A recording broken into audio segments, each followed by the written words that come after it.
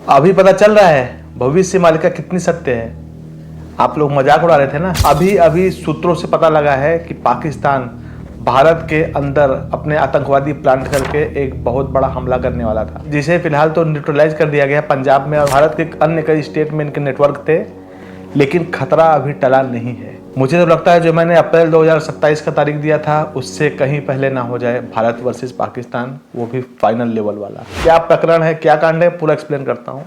सबसे पहले अगर आप नए हो तो इस चैनल को सब्सक्राइब कर लो, नहीं तो फिर आप बोलते हो भैया आपका वीडियो 4 महीने बाद दिखाई दे रहा है। जब लोग हाइप करते हैं तो आपको सजेशन में आता है, क्योंकि आप सब्सक्राइब नहीं किए। सब्सक्राइब करोगे तो आपको नोटिफिकेशन आएगा, हो सकता है 2 दिन बाद आए, लेकिन आएगा जरूर। आज से कुछ हफ्ते पहले आपको पता होगा कि पाकिस्तान ने कई चाइनीज आर्टिलरी, युद्धपोत, मशीन गन्स, ये सब भारत के बॉर्डर से 72 किलोमीटर तैनात किए गए। भारत कुछ नहीं बोला, कुछ नहीं किया, वैसे कर तो रहे हैं, ये भी मिलिट्री प्रैक्टिस कर रहे हैं। उसके बाद क्या होता है ना, पूरा डेवलपमेंट समझिए। अभी रिसेंट में अमेरिकी राजनयिक राजदूत जम्मू में आता है और बोलता है कि जो जम्मू एंड कश्मीर है वो भारत का इंटीग्रल पार्ट है। इसके पहले कभी नहीं ऐसा बोला था, वो न्यूट्रल रहता था। समझिए आप लोग साजिश। उसके थोड़े ही दिन बाद क्या होता है, इस्लामाबाद में जो भारतीय दूतावास है, जो भारतीयों का ऑफिस है, उस पे गड़बड़ी करता है कौन? पाकिस्तान। फिर इसके प्रतिकार में भारत में भी जो पाकिस्तान के ऑफिस हैं वहां से बैरिकेड हटा लिया जाता है और बुलडोजर चला दिया जाता है भारत के द्वारा। तो ये सब टेंशन लगातार चल रहा है। और सुनिए क्या हो रहा है। अभी इस्लामिक नेटो बना है, आप लोग देखे होंगे, मेक्का पैक्ट इसको बोला गया है। उसमें तुर्की, पाकिस्तान और सऊदी है। सऊदी के पास पैसा है, तुर्की के पास नाटो है, एडवांस मिलिट्री ड्रोन्स हैं, पाकिस्तान के पास आतंकवादी और आत्मघाती लोग हैं, और एक दुश्मनी की भावना है। आदमी बोलते हैं लड़ाई तो कर लो, लेकिन गुस्सा नहीं आ रहा है, दुश्मनी ही नहीं है। ये दुश्मनी की भावना पाकिस्तान के अंदर है, और इसको बैक्ड बाई चाइना। अभी जो न्यूज आ रही थी कि पिछले 60 घंटों से वो भी बढ़ के 72 घंटे हो गए हैं। पिछले 72 घंटों से पाकिस्तान में मिलिट्री एयरक्राफ्ट देखे जा रहे हैं। किसके? तुर्की और चीन के। इसमें ये लोग बोले कि हम राहत सामग्री दे रहे हैं, एड दे रहे हैं, खाना पीना दे रहे हैं, जबकि अंदर इनके एडवांस मिलिट्री ड्रोन्स हैं, वार के एम्यूनिशंस हैं। ये गुप्त सूत्रों द्वारा पता किया गया है, और लकी भिस्ट और कई जो लोग रॉ में काम कर चुके हैं वो लोग इस चीज को डिकोड करके बता रहे हैं। वैसे भी पता ही चल जाता है इतना देर से क्या चीज खाली हो रहा है, क्या चीज ये लोग करना चाहते हैं। इनका प्लान क्या है ना कि बांग्लादेश में चुनाव होने वाला है, तो शेख हसीना जाएगी बांग्लादेश। शेख हसीना बांग्लादेश जाएगी तो फिर से प्रो इंडियन हो जाएगा बांग्लादेश। उसके पहले ये लोग कांड करने वाले हैं भारत के साथ। कांड मतलब फुली फ्लेजेड वॉर। मालिका डराने के लिए नहीं, बिल्कुल मैं आपको बता रहा हूँ, क्योंकि ये मक्का पैक्ट जो अभी हुआ है ना, उसमें ये लोग बांग्लादेश को भी लाने की सोच रहे थे, और अभी ईरान को भी प्रपोज किए हैं कि ईरान भी आए। मालिका में क्या लिखा है सुनिएगा, कोटेशन गूज बम्प आ जाएंगे आपको। यही भारत र संगे पाकिस्तान ती लड़िब रंगे, काश्मीर पाई होइब समर घोर। यही भारत के साथ पाकिस्तान लड़ेगा। किसको लेके? कश्मीर को लेके। कश्मीर शब्द लिखा है आज से 600 साल पहले। फिर क्या लिखा है? पुनी चीनी सैन्य तुर्की ईरान जान, ब्रिटिश जे अमेरिका सर्वे मिलीन, पाकिस्तान को अस्त्र शस्त्र आबर जुगाई देबे युद्ध लागी बेघोर। एग्जैक्ट वर्बेटम आपको बता रहा हूं। उसके बाद चीनी सैन्य तुर्की ईरान ब्रिटिश जे अमेरिका सर्वे मिलियन, ब्रिटिश मतलब ब्रिटेन, अमेरिका सर्वे मिलियन क्या करेंगे? पाकिस्तान को अस्त्र शस्त्र आबर जोगाई देबे युद्ध लागी बघोर। पाकिस्तान को वार्स के एम्यूनिशन देंगे, अस्त्र शस्त्र देंगे, और जिससे युद्ध घोर लगेगा। ये जो तुर्की है ये खलीफा बनना चाह रहा है। एक मैं अलग से वीडियो बना दूंगा सेपरेट, तुर्की के बारे में क्या क्या लिखा है। जो हम सोचते हैं ना चाइना या पाकिस्तान विलेन होगा, ये तो करेंगे ही, गंदगी मचाएंगे अंदर घुस के। सबसे ज्यादा विलेन होगा तुर्की।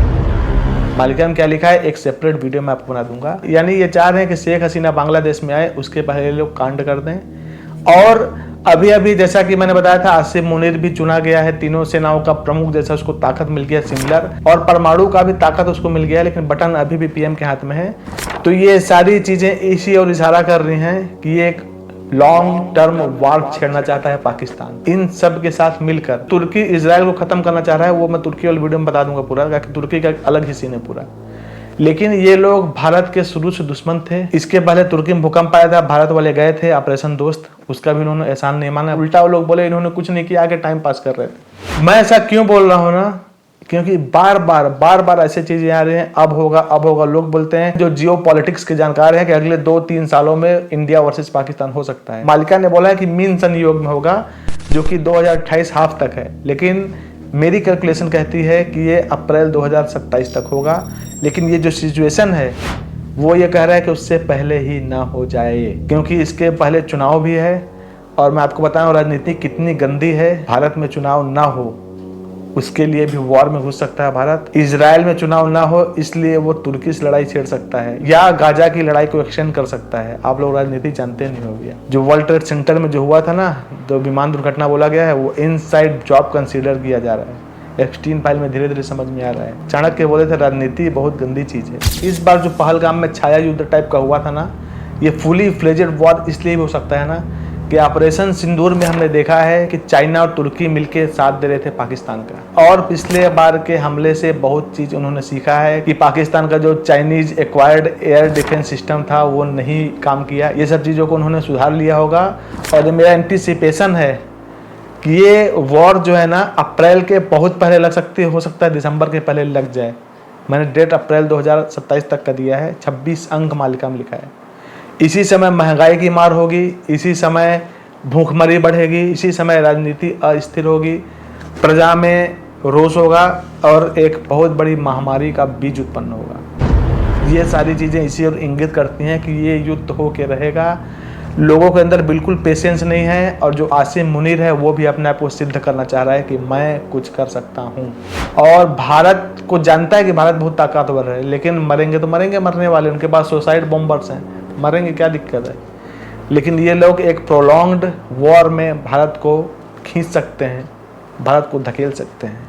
इस चीज़ से डिनाई नहीं किया जा सकता। ठीक है, वीडियो को ज़्यादा लंबा ना करते हुए मैं यही बोलना चाहूँगा कि ये जब सारी चीज़ें होंगी, अभी मैं फिर से इसके पहले बोला था कि अभी कोरोना नहीं है, अभी किसी भी प्रकार की स्कैरसिटी नहीं है, जो कि होने वाली है। अभी का जो अल नीनो आने वाला है ना, अल नीनो के साथ और कई सी चीज़ें जैसे एजेंडा 2030 जो भी समझ लो आप लोग, ये सारी चीज़ें फूड शॉर्टेज को बढ़ावा देंगी। भूखमरी से करोड़ों लोग का जान जाएगा। भगवान करे मेरी प्रेडिक्शन गलत हो जाए, मालिका में जो लिखा हो वो हो चुका हो, दोबारा ना हो।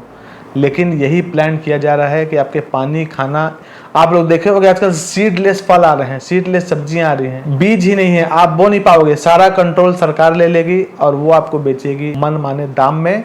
ये कॉन्स्पिरेसी थ्योरी है, ऐसा मैं वो कहना चाहता हूँ। लेकिन जो चीज़ें अराउंड हो रही हैं अभी, और जो बिगेस्ट ट्विस्ट आता है आपने देखा होगा, या तो ये अक्टूबर नवंबर में आता है, और या तो जब गर्मी की शुरुआत होने रहती है, यानी नवरात्र टू नवरात्र आती है।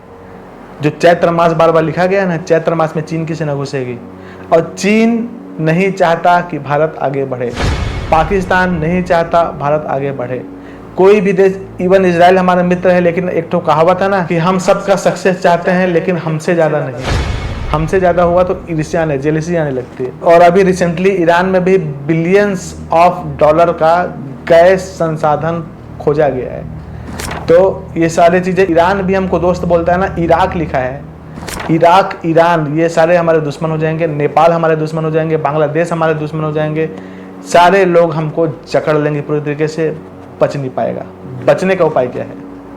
सत्य, प्रेम, दया, क्षमा, शांति में रहकर, मैं फिर से बोला हूँ, झुकने में कोई बुराई नहीं है। शाकाहारी होइए, महाप्रभु विष्णु, महाप्रभु कल्की जी के शरण में जाइए, और जितना हो सके दूसरे के दुख में काम आइए। दूसरे के सुख में हो सकता है खड़े ना हो, दुख में हमेशा खड़े हो।